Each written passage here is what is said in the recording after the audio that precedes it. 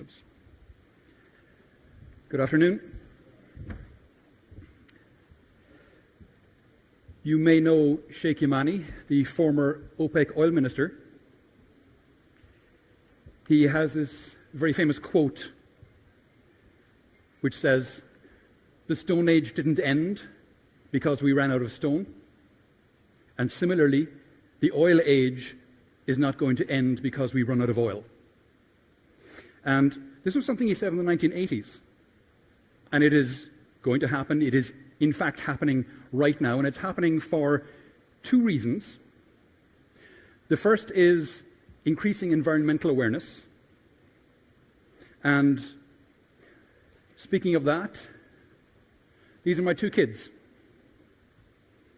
This is my son Tomas on the right, and my younger son Enrique on the left. We live in Spain, along with our two idiot dogs. And when my younger son was born, Enrique, he had serious issues with his lungs. He was hospitalized many times, and a lot of it was to do with air quality issues. And a lot of the issues around air quality have to do with energy production, industry, and transportation. So this is something I feel very personally strong about. This is the trip I took yesterday. So I wear this little air quality sensor all the time. And it measures 5 different types of pollution: PM1, PM2.5, PM10, NO2, and VOC. And this is the trip I took yesterday from the airport here in Istanbul down to my hotel. And you can see the amount of pollution is rated at very high, with an air quality index of 111 for PM1. And to put that in context, anything over 50 is considered dangerous. Now, Istanbul is not unique in this by any respect. This is a trip I took on Saturday to go shopping in Seville, where I live. Went from my home to the city centre, and you can see it's even higher for PM2.5. It's at 135. So not unique to Istanbul by any means. I mentioned increasing environmental awareness was one reason why we're moving away from oil and gas and fossil fuels in general.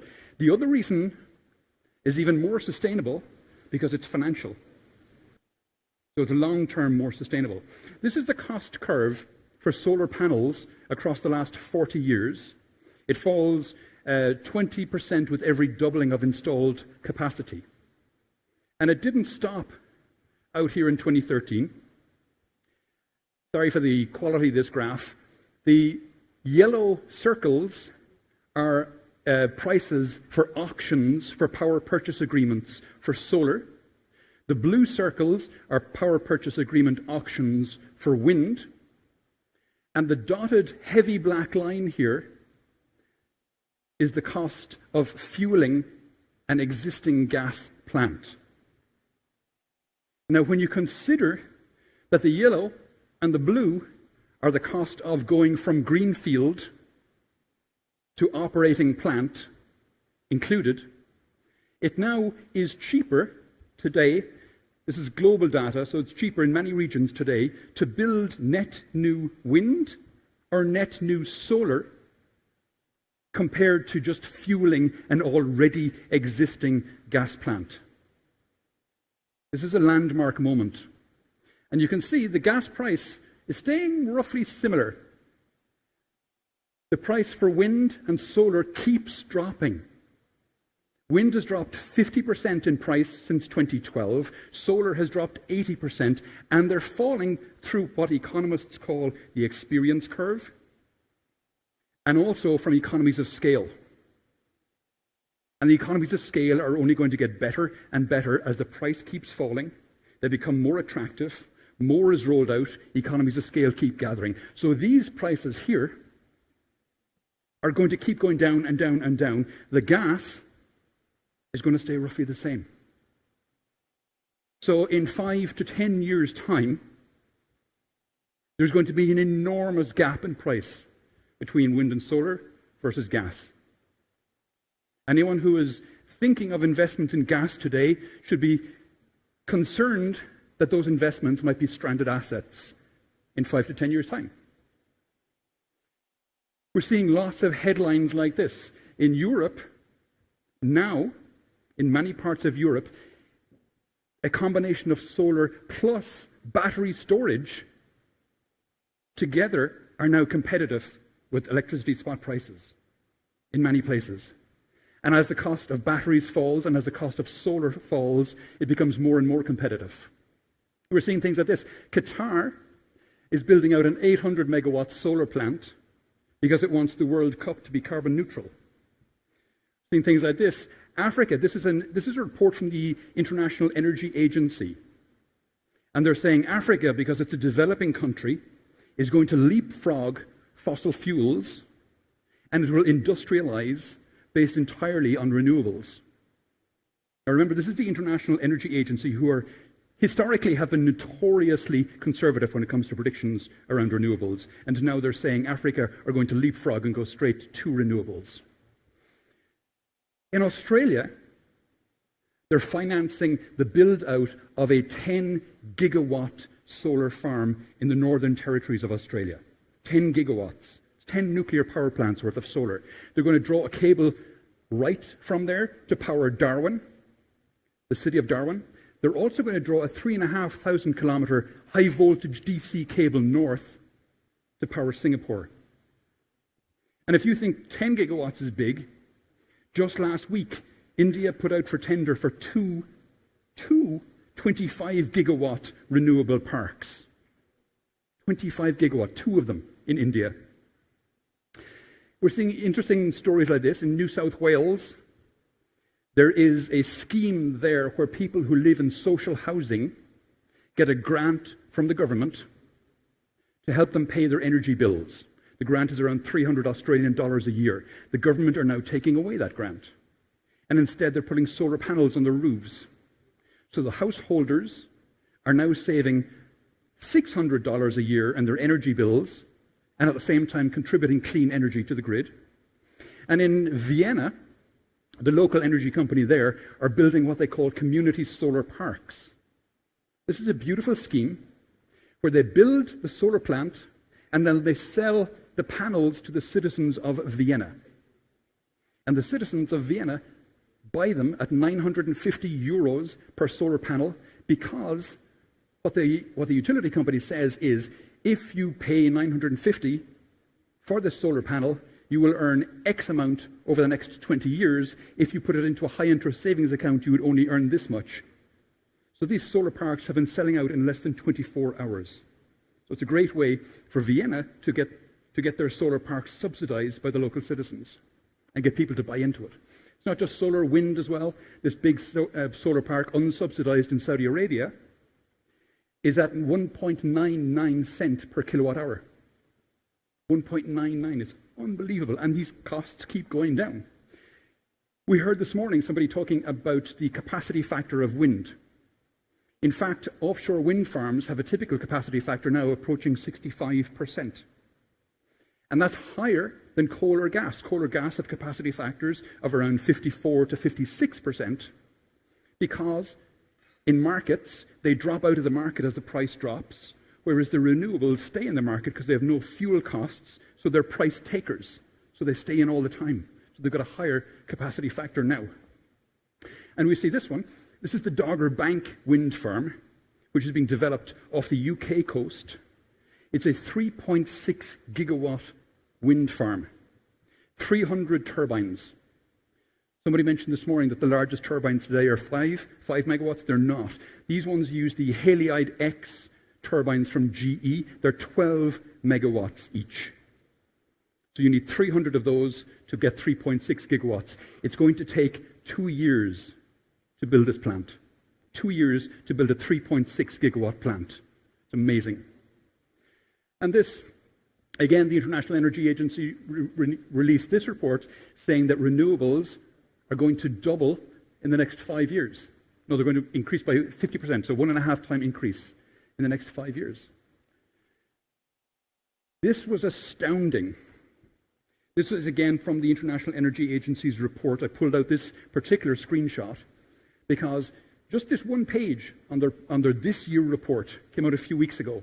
They said that offshore wind, just offshore wind, will be capable of 420,000 terawatt hours, which is 18 times our current electricity demand globally. Just offshore wind. And again, this is the International Energy Agency, notoriously conservative. If we look at the time to develop these plants, it takes typically 0 to 2 years to develop renewables. It takes 6 to 12 to develop gas, coal, and nuclear. So because they're faster to develop, because they're cheaper, we see the trend here, the green bars here are renewables going up, and the brown and orange are the fossil fuels going down, down, down, down, down.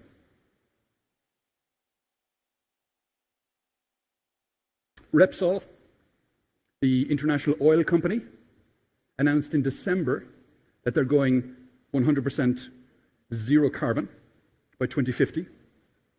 They were followed a couple of weeks ago, the 12th of this month, 2 weeks ago, by BP, saying they're going zero carbon. These are seismic changes in the energy industry. And then we see things like this. RE100 is an organization of large energy buyers who have committed to or have already gone 100% renewable in their supply. So they've committed to only buying 100% renewable energy. And we in SAP, I'm proud to say, are one of those companies in RE100. We've been sourcing 100% renewable energy completely since 2014. I mentioned battery storage. Battery prices have dropped 87% since 2012. They drop about 20% per year, and it keeps growing year on year on year on year on year. Again, economies of scale plus the experience curve. And this is data from Bloomberg. They talk about it dropping down to about $62 per kilowatt hour. So it's just going to keep going. And that has huge implications for the energy industry because grid scale storage is now economically viable. It's not just that the energy price of these batteries is falling, but the energy density of them has tripled since 2010. So the batteries become more energy dense, they can hold more energy, and they become cheaper to buy. So we see things like this. This is the Tesla battery park it's the Hornsdale Battery Reserve in South Australia. Currently the largest operating battery plant in the world. It's at 100 megawatts today. This is a report from AEMO, the Australian Energy Market Operator, talking about that battery plant. And they say, look, this red line is what we asked the energy providers to give us in terms of frequency services. The black is what was delivered to us by a thermal plant, whereas when we gave the same request to the battery plant, it gave us within milliseconds exactly what we asked for. So the Australian Energy Market Operator is absolutely delighted with that battery plant because it gives them within milliseconds at a fraction of the cost and zero carbon this kind of frequency response services. And it's now, because it's doing so well, it's being increased from 100 megawatts to 150. We're seeing, because of that, in New York, here in Queens in New York, they're now going to build out a 2.5 gigawatt hour battery plant. And it's going to replace 3 gas plants that were going to be built there. So they're shifting. We're seeing similar things in California. The California Public Utilities Commission is now mandating to the local utilities, do not build gas plants, build battery plants instead. Next Era Energy, largest energy company, largest electricity company in the US, their CEO has now said, gone on record as saying that the combination of batteries and renewables is better than coal, gas, or nuclear. We get interesting things happen when you have markets with a high penetration of renewables. This is the day-ahead price in Germany of electricity. There are times when you have renewables that the cost of electricity goes negative. And of course, if you have a battery plant and the price of electricity goes negative, that's awesome because you get paid to take in the energy and then when the price goes back up again, you get paid to give it back out. That's on the wholesale market, but in the UK, they actually expose that to the retail consumers, you and I. So in the UK, there's been several weekends, obviously it happens at weekends, there's been several weekends, this one was on the 9th of December last year, where consumers at home were paid to consume energy because there was an excess. So people were putting on their washing machines and things like that because they were paid to do it. It's a completely different world. And because of all that, this is the projected market for lithium-ion batteries just for stationary storage, not for transportation, not for anything else, just for stationary storage. We're here today in 2020. This is a market, and I hesitate to use the word when talking about batteries, but this is a market that's going to explode. Another Tesla story, they're installing their Powerwall batteries on 50,000 homes. This is a 14 kilowatt hour battery plus solar panels on 50,000 homes in Australia. And those 50,000 homes with the battery and the solar panels are becoming micro generators. And they're connecting those 50,000 homes to the grid through a single interface so that they become a virtual power plant. It's already just 1% complete. They only have it, no, it's 2% complete. They have it on 1,000 homes at the moment, and it's already saved the grid. When a coal plant dropped out of the grid last December, when it tripped out, this 1,000 homes stepped in and gave energy to the grid from the batteries so that the grid didn't fail. I said for a long time that Tesla were going to do this, but I thought they would do it with their cars. They'll do it with the cars as well, make no mistake, because the cars have 80 kilowatt hours in their batteries, not the 14 in the house. It's just that they're not stationary, so it's harder to build a virtual power plant with them. But last year they sold 360,000 cars. 360,000 with 80 kilowatt hour batteries. That's 30 gigawatt hours of storage in 1 year. Next year they'll sell 500,000, and it'll keep going up. And they're all connected. So these cars will become virtual power plants as well. And it's not just Tesla who are it's not just Tesla who are a car company transitioning into energy. This is from Nissan's page. Nissan are now selling solar panels, batteries, and combinations of solar panels plus batteries. Daimler have their Daimler Energy Company. Elli, E-L-L-I, is a company that's 100% owned by Volkswagen. Now we know Volkswagen have, shall we say, reputational issues in this space. So they are going, Winston Churchill said, never let a good crisis go to waste. So in this case, Volkswagen, because they have these reputational issues, have decided to go completely the other way. This company is selling 100% green energy. They're also selling chargers. They're also selling cars, so they want the whole ecosystem to be there. You buy your car from them, it's 100% electric. You get the charger from them, you get the energy from them, the whole thing. Sonnen are an interesting company out of Germany as well, bought recently by Shell. And Sonnen are now selling electric cars on a subscription basis. So you pay a monthly fee, you get an electric car, you get a home battery, you get a photovoltaic system, and with the car you get maintenance included, you get insurance included, and I don't know how much it is per month, it probably depends on the vehicle. But it's a whole new model for them as well. Shell, I talked about a second ago, Shell have publicly said they want to be the largest electricity company in the world by 2030. And they've gone a long way down that road by buying several large utility companies in Australia, in the UK, and in the US. They've realized they need to transition from selling molecules to selling electrons. Utility companies in general are going to have to go to kind of an all-you-can-eat model because the cost of generation is cratering.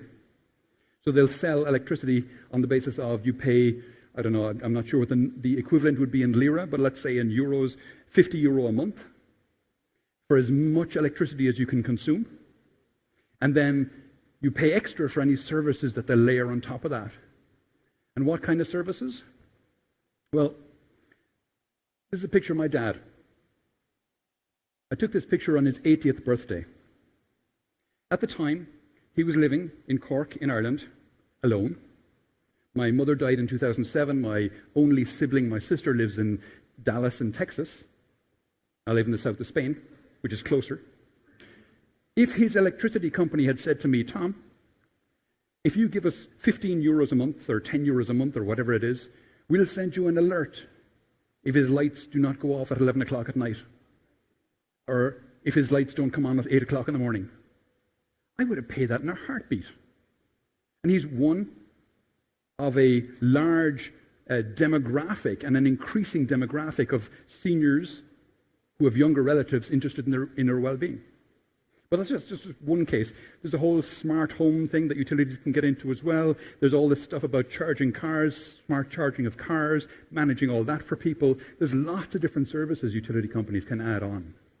And speaking of charging cars and electric vehicles, because cars are increasingly going electric, we're going to see, if the car fleet in America, for example, goes electric, we'll see an increase of 774 terawatt hours of demand just in North America. Globally, we're looking at a 300x increase in demand for electricity. So this is an awesome time to be an electric utility company. Your demand is just going to zoom up. And if we look at the EV sales for the last number of years, they're just going up. This is the bottom of an S-curve. Again, it's around economics. The prices of the batteries are coming down and will continue to come down. So these electric vehicles are getting cheaper and cheaper. The range is increasing because the energy density is increasing. These cars, increasingly, and buses, because that'll happen even faster. As buses transition to electric, they will become virtual power plants. If you think of school buses, they're ideal because they operate twice a day. And they're often not operating when the grid is at its highest demand. Last thoughts. This is an awesome time in energy. It's a time of change, sure, but it's a time of massive opportunity. And we, as a species, we tend to be quite pessimistic. Because, when we lived in the savannas in Africa, we had to prioritize bad news, and as a result, that's what the media gives us all the time. That's what's reported. There's a saying in the media, if it bleeds, it leads. But actually, if we look at the global data, these are the indicators for quality of life. This is UN data. Extreme poverty, basic education, literacy, child mortality, vaccination, democracy, all these indicators are going the right direction. We have never, ever, ever, in the history of mankind, had it as good as we have it today. And we'll never, ever, ever have it this bad again. Thank you.